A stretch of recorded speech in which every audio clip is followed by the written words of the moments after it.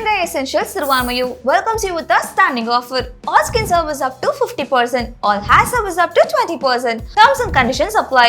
For booking appointments 9840677057. Retro ஆன்மீகம் நேயர்களுக்கு வணக்கம். வணக்கம் சார். வணக்கம்மா, நமஸ்காரம். ரெட்ரோ ஆன்மீகம் நேயர்களுக்கு வணக்கம். தீர்க்க ஆயுஷ்மான் பவா. எல்லாரும் நன்னா இருக்கணும். ஸோ தொடர்ந்து நிறைய விஷயங்கள் மக்களுக்கு எடுத்து சொல்லிட்டு இருக்கோம். இது இப்படிதான், இது இப்படிதான். ஸோ இந்த விஷயங்களை நோக்கி போனால் எல்லாமே சிறப்பாக நடக்கும் அப்படின்னு நிறைய விஷயங்கள் சொல்லிட்டு இருக்கோம். சந்திர கிரகணம் அப்படின்னு ஒரு விஷயம் வருது. ஸோ அதை பற்றின ஒரு விளக்கம் நிறைய பேருக்கு அதை பற்றி தெரியும், தெரியாமலும் இருக்கலாம். ஒரு தெளிவான விளக்கம் கொடுத்தீங்களா? நம்மளால அதை பெருசா கண்டுக்கிறது கிடையாது. அது ஒரு டே தானே. சரி, ஒரு விஷயம் கேட்குறேன், இதை கண்டுக்கணுமா கண்டுக்க கூடாதா? கண்டிப்பா பயன்படுத்துற மாதிரி தான் இருக்கு. சந்திர கிரகணம்னாவே அது பாதிப்பு கொடுக்கும். சந்திரன்னா மனோநிலையை குறிக்கக்கூடிய ஸ்தானமா. செப்டம்பர் 7ஆம் தேதி இரவு 9:57 இருந்து நைட் 1:56 வரைக்கும் இருக்கு. அதனால அந்த ஹோல் நைட்ல ஒரு 3 மணி நேரம் 4 மணி நேரம் எஃபெக்ட் இருக்கு. கண்டிப்பா இதுல என்னன்னா 5 ராசிகளுக்கு கொஞ்சம் பிரச்சனைக்குரிய ஒரு ஸ்தானமா இருக்கப்படுது. 5 ராசிக்கு பேசிக்கலா இந்த சந்திர கிரகணம் சத்தியமா நல்லது பண்ணாது. அதுல முதல் ஒன்னே கும்பம் தான், அதுக்கப்புறம் துலாம், அதுக்கப்புறம் மிதுனம். என்ன சார் பாவம் பண்ணாங்க இந்த கும்பராசிக்காரர்கள்?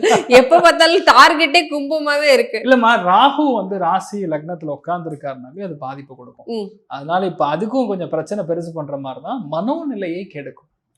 மனசு பொதுவாவே சஞ்சலத்தை கொடுக்கக்கூடிய நிலைமை ராகு உட்கார்ந்துருக்கு. ஆனா அந்த சந்திரன் ராகு சேர்க்கும் பொழுது மனசு மட்டும் கிடையாது, நம்ம சுத்தி இருக்கிறவங்க நம்மள ரொம்ப போட்டு டிஸ்டர்ப் பண்ற மாதிரி, அழுத்துற மாதிரி நிலைமை பொதுவா இரிட்டேட் பண்ற மாதிரி 40 days நமக்கு நடக்கும்.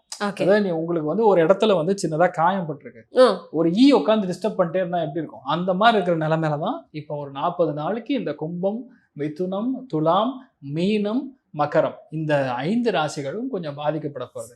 இதுல கொஞ்சம் டெப்த பார்த்தோம்னா நல்லது கெட்டதான் பண்ணுமா, நல்லதே பண்ணாதான்னு கேட்டா 3 ராசிகளுக்கும் ஃபென்டாஸ்டிக்கா இருக்கப்படுது. சூப்பர். அதுல மெயின் தனுசு, ரிஷபம், கன்னியா ராசிகள், இந்த 3 ராசிகளுக்கும் அல்லது 3 லக்னங்கள்ல பிறக்கிறவங்களுக்கும் கிளாஸா இருக்கு. சிறப்பு சார்.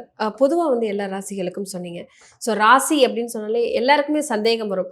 மேசத்துக்கு சொல்லுங்க, ரிஷபத்துக்கு சொல்லுங்க, எல்லா ராசிக்காரர்களுக்கும் ஒரு ஆர்வம் இருக்கும்.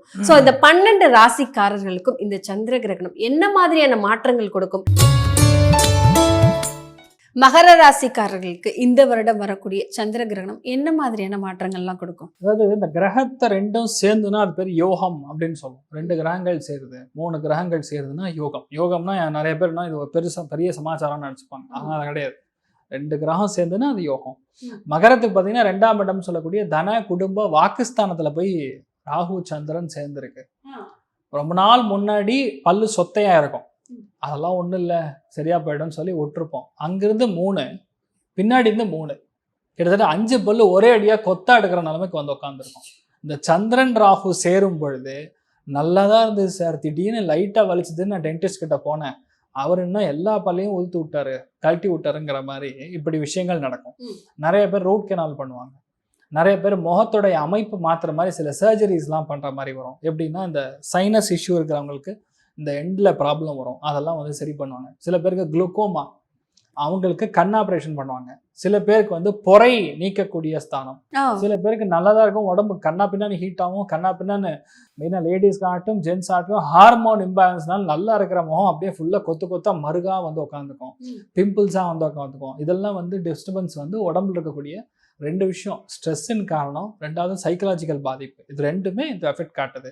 குடும்பஸ்தானத்துக்கு எப்பெல்லாம் இந்த சந்திரன் ராகு சேர்ந்து கிரகணத்தை கொடுக்கறதோ வாழ்க்கை துணையோடைய மறைமுகமான பகுதிகளில் பிரச்சனை, வாழ்க்கை துணைக்கு health issue, health complications, hospital admit ஆகுது, ஹாஸ்பிட்டல் செலவு கொடுக்கறது, ஒரு பெரிய பணத்தை ரெடி பண்ணி வச்சிருப்பீங்க, அந்த பணத்தை போய் வேஸ்ட்டாக செலவு பண்ணுற மாதிரி வரும், விச் இஸ் ரியலி பேட். அதனால நீங்கள் பண்ண வேண்டியது ஒன்று தான், ருத்ரனுக்கு அபிஷேகம். ருத்ரம் நமகம் சம்மகம், இதை நீங்கள் எந்த அளவுக்கு நம்ம அதாவது நான் உங்களை இது பண்ணுறீங்களோ சொல்ல முடியுதோ, ஜபம் பண்ண முடியுதோ அந்த அளவுக்கு நல்லா இருக்கும். எப்பெல்லாம் முடியுதோ அப்பெல்லாம் வீட்டில் பெரியவங்களை காலில் விழுந்து நமஸ்காரம் பண்ணுங்க. பாத பூஜை செய்வது கும்பத்துக்கும் மகரத்துக்கும் பெரிய மாற்றத்தை கொடுக்கும்.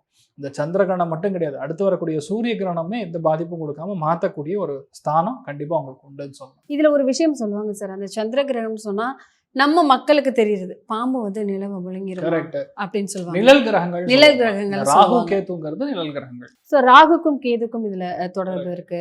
ஸோ அதற்கான நிகழ்வுகள் தான் அப்படின்னு சொல்லுவாங்க. ஸோ அந்த நிகழ்வுகள்னால கிரகங்கள் மாறும், எல்லா ராசிகளுக்கும் பாதிப்புகள் இருக்கும், நம்மளை சுத்தி நிறைய விஷயங்கள் மாற்றங்கள் நடக்கும் அப்படின்னு சொல்லிட்டு நிறைய ரூல்ஸ் போடுவாங்க. அந்த நேரங்களில் பார்த்தா சந்திர கிரகணமா இருக்கட்டும், சூரிய கிரகணமா இருக்கட்டும், கர்ப்பம் யாராவது கர்ப்பம் தனிச்சிருந்தா அவங்களையும் ரொம்ப பத்திரமா இருக்க சொல்லுவாங்க. சோ அது எதற்காக சார் சொல்லுங்க? இது 2 விஷயமா. ராகு கேதுங்கிறது பாம்பின் தன்மை கொண்ட கிரகங்கள், விஷ கிரகங்கள் அப்படின்னு சொல்லுவோம். ராகு கேதுனா விஷம். அதனால ராகுன்னா அலோபதி மெடிசின், லாஜிக் பிரகாரம் சொன்னாதான். அதனால வந்து நிறைய பேருக்கு பார்த்தீங்கன்னா ட்ரக் அலர்ஜிலாம் நிறைய கேள்விப்படுவீங்க. எனக்கு இந்த மாத்திரை ஒத்துக்காது, நான் இது போட்டால் எனக்கு உடம்புல ஒரு மாதிரி ஆகிடும், சம்டைம்ஸ் வந்து நாக்கெல்லாம் புண்ணாயிடும் சொல்றது வந்து அந்த விஷம். விஷத்தை விஷத்தினால மட்டும்தான் எடுக்க முடியும். அதனால பார்த்தீங்கன்னா விஷத்தின் மூலியமா தான் ஆன்டி வெனமே ரெடி பண்ணுவாங்க. பார்த்தீங்களா, இதெல்லாம் ஒரே லாஜிக்ல வரக்கூடிய காம்பினேஷன் தான். இப்போ உடம்புல ஒரு குழந்தை உற்பத்தி ஆகுது, ஒரு கர்ப்பிணி ஸ்திரியா இருக்காங்க அப்படிங்கிற பட்சத்தில் அந்த கர்ப்பம் அப்படிங்கிறது முழுக்க முழுக்க தெய்வத்துடைய அனுகிரகத்தினால் மட்டுமே நடக்கக்கூடிய ஒரு விஷயம். நான் நினைச்சேன் 10 நாள்ல குழந்தை அப்படிலாம் நடக்காது. 100% தெய்வ அனுகிரகம். அப்படி ஒரு கர்ப்பதாரணையில் இருக்கக்கூடிய ஒரு குழந்தைக்கு இந்த ராகு கிரஸ்த சந்திரகணம் இருந்தாலும் சரி, இல்லை சூரியன் கேது சேர்ந்து இருக்கக்கூடிய கேது கிரஸ்த சூரிய கிரகணத்தில் ஏற்பட்டாலும் சரி, அதாவது சாப்பிடக்கூடிய உணவு நஞ்சாக மாறும்னு அர்த்தம். சில விஷயங்கள் சொல்லுவாங்க, வயிற்றுல கர்ப்பமா இருந்தாலே வயிறெல்லாம் அரிக்கும், நமைக்கும். ஸோ வயிற்று சொரியாத, மீன் அரிக்குதுன்னா எதுவும் பண்ணாத அப்படின்னு சொல்லுவாங்க. ஒரு கர்ப்பமா இருந்தா என்ன சொல்லுவாங்க, தண்ணி குடிக்கணும், ஏதாவது சாப்பிட்டுட்டே இருக்கணும். ஸோ வந்துட்டு நம்ம எந்த டயர்டாயிடக்கூடாது அப்படிங்கிற விஷயம்லாம் சொல்லுவாங்க. ஆனா சந்திர கிரகணமா இருக்கட்டும், சூரிய கிரகணமா இருக்கட்டும், அந்த நேரத்துல வந்து எதுவுமே கொடுக்க மாட்டாங்க.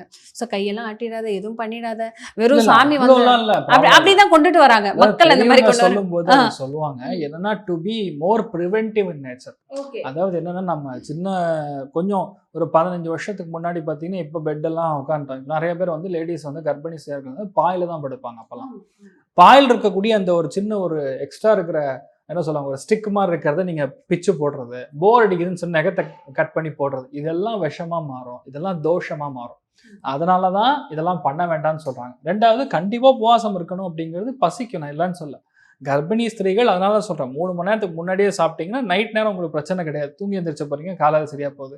இது எல்லாத்துக்கும் விமோச்சனம் உண்டுமா மெயினாக. அதாவது என்ன பண்ணுறீங்க, தர்பை இருக்கும், எல்லா இடத்துலையும் கிடைக்கும். இந்த பூஜா சோமன் ஸ்டோரில் தர்பை இருக்கும். நீங்கள் வந்து ஒரு 4 கிலோ வந்து அருமையான மாவு அரைச்சி வச்சிருக்கீங்க, நாளைக்கு காலையில் இட்லி ஊற்றணும்னு சொல்லி, அந்த 4 கிலோ கொண்டு போய் கொட்ட முடியாது. அந்த தர்ப புல்லை பிச்சு நைட்டை நீங்கள் போடும்போது அந்த ஒரு இதுங்கிறது தோஷமாக மாறுவது கிடையாது. மேக்னெட்டிக் ஃபீல்டுங்கிறதே ரொம்ப ஜாஸ்தியாக இருக்கும். அதனால தான் பார்த்தீங்கன்னா, ஒரு கம்பை நிறுத்தி வச்சாலும் கரெக்டாக சந்திரகிரகணம் டைமிங் அந்த கம்பை நிற்கிற நிறைய வீடியோஸ் நீங்கள் ஃபிசிக்கலாக பார்த்துருப்பீங்க. This is the result. அதே சூரிய கிரகணமாக இருந்தாலும் அதுதான் நடக்கும். ரிசல்ட் என்னன்னா, அந்த சக்தி அதிகமாக இருக்கும், ஈர்ப்பு சக்தி ஜாஸ்தியாக இருக்கும். கடவுளுக்கு அந்த இடத்துல பவரே கிடையாதுமா. அதனால தான் எல்லா கர்ப்ப கிரகங்களும் க்ளோஸ் பண்ணிக்குவாங்க. கர்ப்ப கிரகமும் க்ளோஸாக இருக்கணும், கர்ப்பமாக இருக்கிறவங்களும் அமைதியாக இருக்கணும். லாஜிக் இதுதான். அதனால அந்த டைம்ல நம்ம செய்யக்கூடிய ஜபத்தப்பா அனுஷ்டானங்கள் பயங்கரமா வேலை செய்யும். ஹோமங்களுக்கு யூஸ் கிடையாது. You can't burn anything. எந்த மந்திரங்களுக்கும் வேலை இருக்கு, பவர் இருக்காது. உச்சாடனங்கள் செய்யலாம், ஜபம் செய்யலாம், ஆனா நீங்க பண்ணக்கூடிய ஹோமங்களுக்கு யூஸ் கிடையாது. 9:56 இந்த நைட்டு உங்களுக்கு 7ஆம் தேதி செப்டம்பர் நைட் 9 மணி 57 நிமிஷத்துக்கு நடக்க போகுதுன்னா, 9 மணி 56 நிமிஷத்துக்கு நீங்க குளிச்சுட்டு நீங்க ஏதாவது ஒரு இஷ்ட தெய்வத்தை ஜபம் பண்ணலாம். இப்போ முருகனே உங்களுக்கு பிடிக்கும்னா முருகனுடைய கந்த சஷ்டி கவசம் சொல்லலாம், வேல்மாறல் சொல்லலாம். ஃபார் எக்ஸாம்பிள் நீங்கள் ஆஞ்சநேயர் பிடிக்குன்னா ஹனுமத் கவச்சம் சொல்லலாம், விஷ்ணு சஹஸ்ரநாமம் சொல்லலாம். உங்களுக்குன்னு ஏதோ ஒரு ஜபம் எடுத்துக்கலாம். அதை நீங்கள் 9:56க்கு முதல் குழையில் சென்டர் அது முடியாது பார்த்தீங்கன்னா 1:56 தான் முடியுது. அதனால 11 மணி 20 நிமிஷத்துக்கு சென்டர்ல இன்னொரு குளியல். ஏன்னா அது போய் கரெக்டாக சென்டர் ஆஃப் இதில் வந்து உட்காரும். அந்த அந்த சந்திரனை வந்து ஹாஃப் சந்திரனா தெரியும். அந்த டைம் வந்து இது பண்ணும். முடிஞ்சதுக்கு அப்புறம் 1:56 முடியுதா, 1:59க்கு தான் குளியல். முடிச்சுட்டு தான் மறுபடியும் சானா சந்தியாவனம் பண்ணிட்டு உங்களுக்கு ஆக்சுவலா இது நைட் நடக்கிறதுனால யாருமே பெருசா கண்டுக்க மாட்டாங்க. ஆனா சில பேர் என்ன சொல்லுவாங்கன்னா, குளிக்க முடியாது, தண்ணி தெளிச்சுக்கலாம் அப்படிங்கிற விஷயம் சொல்லுவாங்க. இல்ல அதெல்லாம் பண்ணலாமா, வயிறு பசிச்சது அப்படின்னு சொல்லி கொஞ்சோண்டு ஒரே ஒரு பருக்க மட்டும் சாப்பிடுறேன்னா முடியுமா? அப்படி கிடையாது. பண்ணா கரெக்டா பண்ணும். இப்போ என்னன்னா, நைட்டு நீங்க குளிக்க மாட்டீங்க கரெக்டா, நெக்ஸ்ட் டே காத்தால கண்டிப்பா நீங்க குளிச்சுட்டு அதுக்கப்புறம் தான் ஃப்ரெஷ்ஷா காஃபி போடுறது. பாலே அப்பதான் உங்களுக்கு வந்து புதுசா காய்ச்சி வச்சு அதுக்கப்புறம் தான் காஃபி சாப்பிட்றதுங்கிற மாதிரி பண்ணோம். பொதுவாகவே சந்திர கிரகணம்ங்கிறது கொஞ்சம் பயப்பட வேண்டிய ஒரு விஷயம் தான். இதுக்கு எளிய பரிகாரம் 12 ராசிகளுக்கும் ஒரே பரிகாரம் தான். ஒரு சின்ன ஒரு என்ன சொல்லலாம், பூர்ண கும்பம் மாதிரி ஒரு கலசம் எடுத்துக்கணும். இல்லைன்னா நீங்கள் பூஜா சாமான் ஸ்டோர்லேயும் கிடைக்கும். அதில் வந்து நெல் பயிர் போட்டுக்கலாம், நெல்லாக போட்டுக்குங்க. அதில் ஒரே ஒரு துண்டு தர்ப துண்டு, அதாவது தர்பை அப்படின்னு கேட்டிங்கன்னா கொடுப்பாங்க. அது கொஞ்சோண்டு போட்டுட்டு 11 ரூபா மினிமம் நீங்கள் தட்சணை வச்சு பக்கத்தில் இருக்கக்கூடிய பிராமணர்களுக்கு, அதாவது பூஜை செய்யக்கூடிய வேத விற்பனர்களுக்கு நீங்கள் தானம் செய்தீங்கன்னா இந்த ஒரு கலச தோஷம், அதாவது இந்த கிரகண தோஷம் கண்டிப்பாக உங்களுக்கு நிவர்த்தி ஆகும்.